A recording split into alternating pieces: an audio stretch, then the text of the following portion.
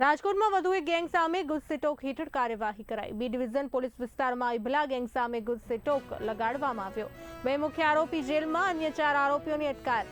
Gang વિરુદ્ધ કુલ 89 જેટલા ગુના નોંધાયેલા છે। ગુસ્સેટોક અંગે ડીસીપી ક્રાઇમ જગદીશ બાંગરવાની પ્રેસ કોન્ફરન્સ યોજાઈ હતી।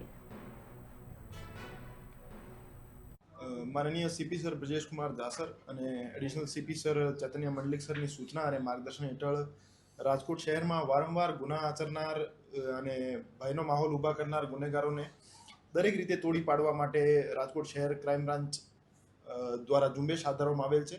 આ ઝુંબેશના ભાગરૂપે એસીપી શ્રી ભરત બસિયા સાહેબ, પીઆઈ શ્રી મેહુલ ગોંડિયા સાહેબ, પીઆઈ શ્રી મનોજ ડામોર સાહેબ અને પીઆઈ શ્રી ચિરાગ જાદવ સાહેબની ટીમ દ્વારા શહેર વિસ્તારના બી ડિવિઝન એરિયામાં ઇબલા ગેંગ નામની ટોળકી જેના વિરુદ્ધ 89 જેટલા ગુના દાખલ થયેલા છે।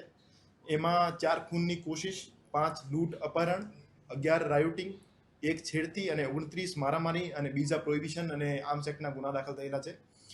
આ આરોપીઓ પૈકી ગેંગ લીડર ઇબ્રાહિમ ઉર્ફે ઇબલો જે છે અને એક જાવેદ ઉર્ફે જવલો, એ બંને આરોપી જેલમાં છે હાલમાં।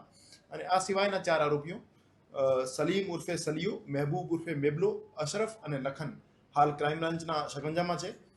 આ ગુનેગારો નિર્દોષ જનતા સાથે જે રીતનું વર્તન કરતા હોય છે, આવો જ કડક વર્તન અમે આ ગુનેગારો સાથે કરવા માટે પ્રતિબદ્ધ છીએ।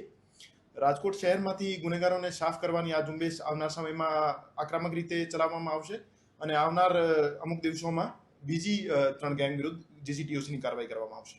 સર, મુખ્ય ક્યાં ગુના આચરવામાં આવે? એ જે ગેંગ છે એના વિરુદ્ધ કુલ મેં જે રીતે જણાવ્યું 89 ગુના દાખલ થયેલા છે અને જીસીટીઓસીના કામે અમે 27 ગંભીર ગુના ધ્યાને લીધેલા છે।